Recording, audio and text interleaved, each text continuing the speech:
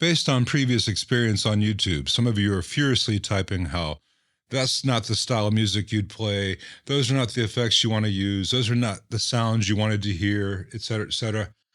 In the description of the video, there's a form you can fill out.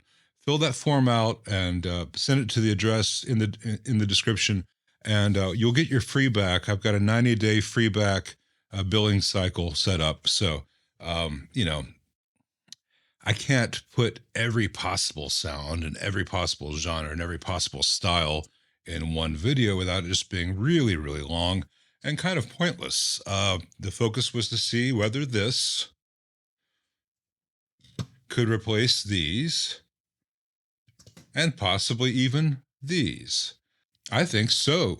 So far, yes, absolutely. The time-based stuff, the modulation-based stuff, absolutely does a great job.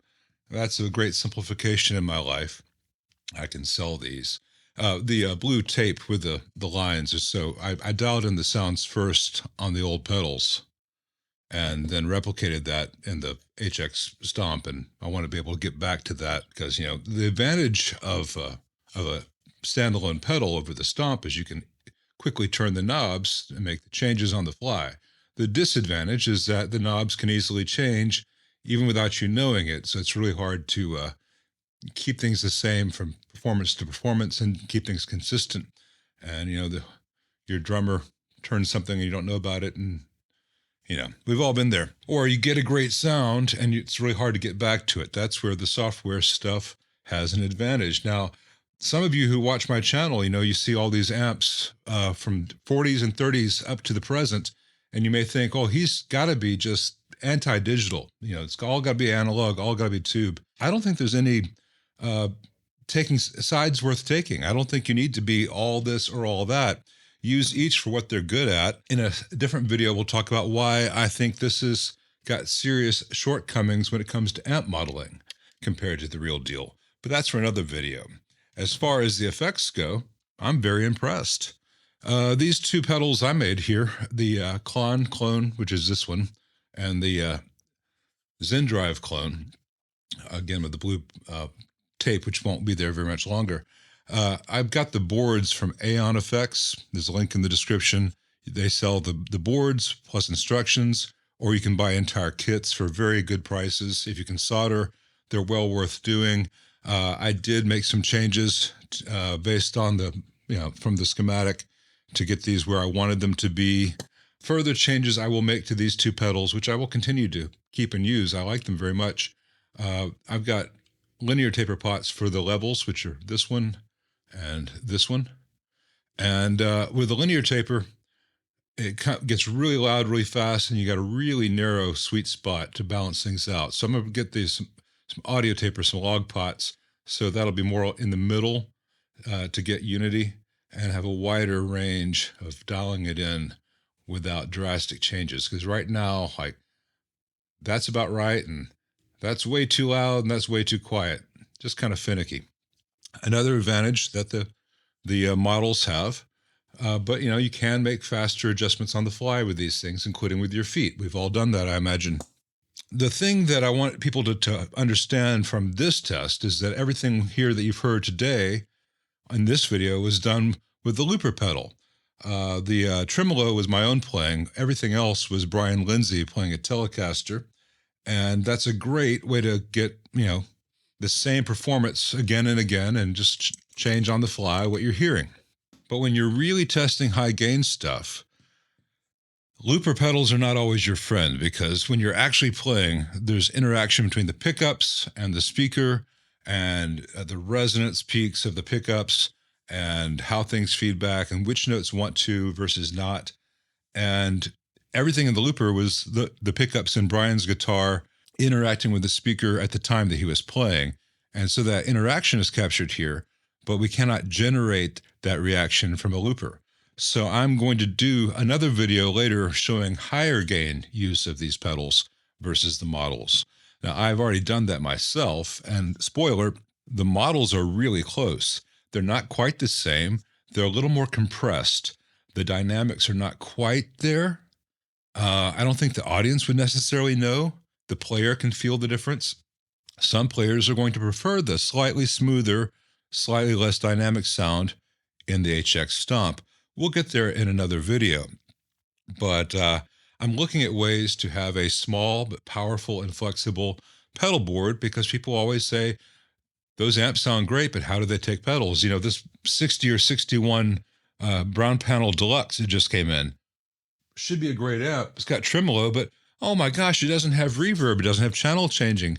How does it take drive pedals? So I'll be able to show that in the future. One of the things that intrigues me about the Stomp is because it has this loop here. Everything you heard earlier when I was switching between, the Flint or the real pedals and the models, I was turning on the loop, which had the analog pedals in it, or, the Flint, the external pedals.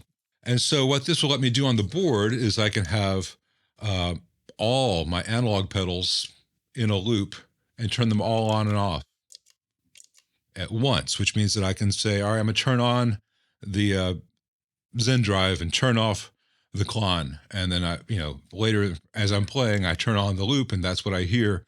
Then I turn that off, and then I can change which pedals in the loop are active before the entire loop is active. So it gives me some of the control that a MIDI switcher would have, or the things like the gig rig that you see on that pedal show. Just a small implementation of that idea. I could build a true bypass looper, but I don't need to get into all that stuff. A little tap dancing here for this purpose is fine, but that will save me some. And the other advantage of having the combination of things is that there are 8 effects blocks in this. And what if I want to dial up some really complicated sound with, parametric EQs and multiple cabs and IRs and all that stuff loaded up? And hey, that's my 8 blocks, but I also wanted to add an overdrive.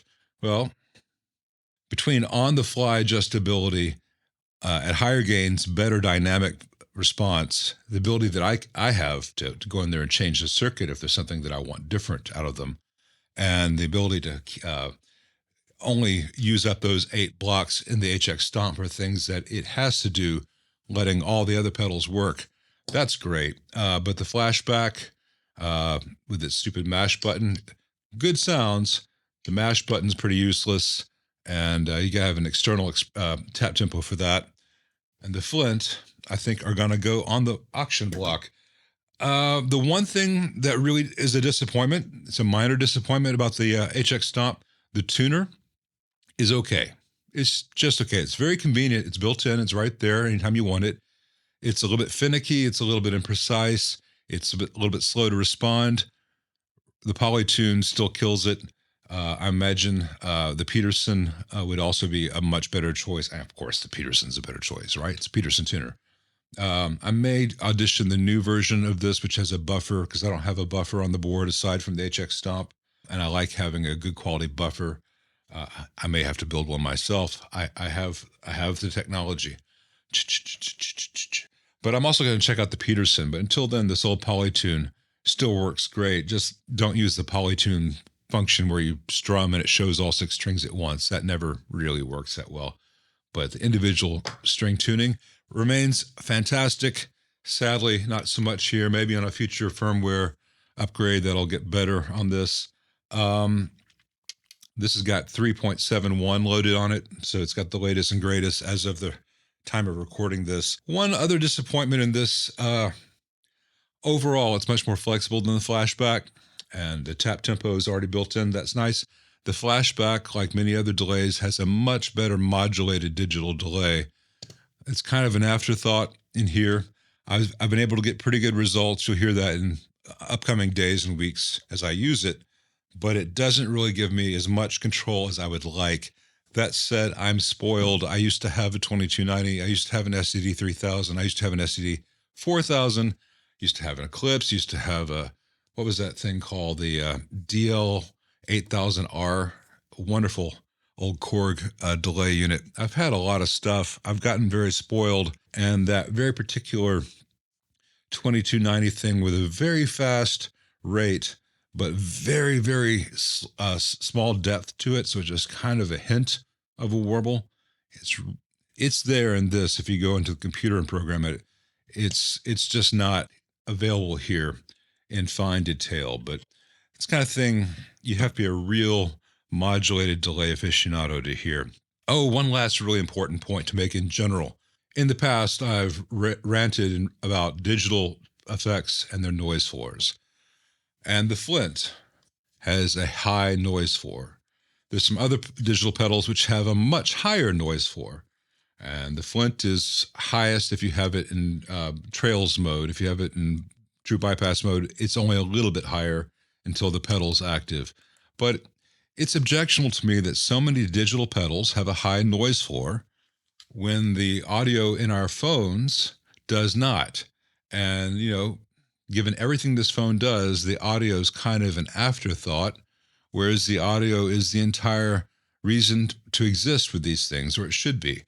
But the chips that they're using and the topologies, you know, in terms of how shielding is addressed and grounds versus digital ground versus circuit negative and all that fun stuff, I think people aren't paying attention enough to it. So the Flint stuff by Strymon, the Big Sky, all that stuff, it's pretty noisy. There are worse. The flashback and other TC devices are not quite as noisy. Some stuff out there, like the MXR reverb, is pretty good. It's still audible. You can still hear the noise floor increase, even with effect bypassed, but it's not as bad as the TC, which is not as bad as the Strymon. I'd say this Line 6 HX Stomp is about comparable to the flashback, maybe a little bit better. That was a big concern for me, the noise floor, and I'm happy to say that it is down towards the bottom of the offensive levels. I can deal with it. I wish it were better. It should be better. They should all be better. But I cannot change the digital world. I can only myself change things in the analog world. Anyway, sorry about the ramble. Thank you for watching.